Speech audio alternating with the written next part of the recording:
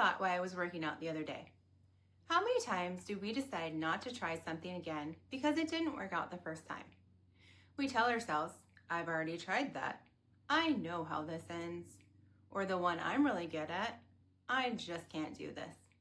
But I started wondering, what if we're asking the wrong questions? Instead of asking, why should I try again?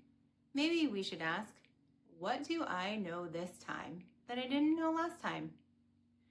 Because when something doesn't work, it's really easy to treat that experience as proof. I tried, I failed, therefore I can't do it. But that didn't work and I can't do this are not the same things. Maybe the first time taught you what doesn't work. Maybe you learned that you need more help than you thought you did. Maybe you tried to change too much at once. Or maybe your expectations weren't even realistic. Maybe you simply weren't ready yet. None of those things mean you can't try again. And even if you can't point to some big lesson from the first attempt, you're still not starting from exactly the same place. You're a little older, and I know, totally cliche, maybe a little wiser, maybe a little stronger. You've had experiences you haven't had before. For me, one of the things that's changed as I've gotten older is that I'm much more willing to admit when I don't know something.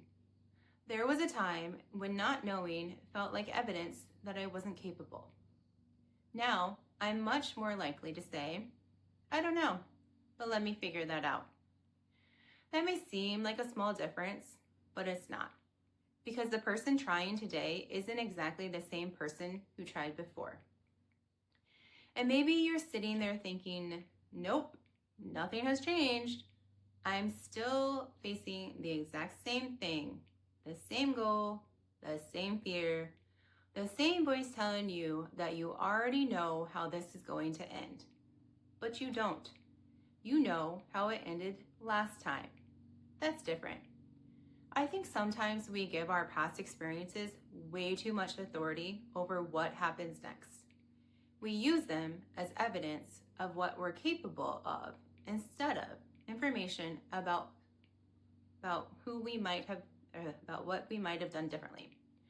Ask yourself, what didn't work? Why didn't it work? What would I change this time? What do I know now that I didn't know then? Maybe the answer is something significant, or maybe the only answer you have is, well, I know one way that doesn't work. That's still something. And I don't think trying again means pretending the first time didn't happen. I think it's the opposite. You take what happened with you. You learn from it. You adjust. And then you decide whether it's worth another try. And maybe it works this time, and maybe it doesn't. There's really no guarantee. But it won't be the same attempt because you're bringing with you everything the last one taught you. Every time you try again, something is different. You are. And I can guarantee you one thing.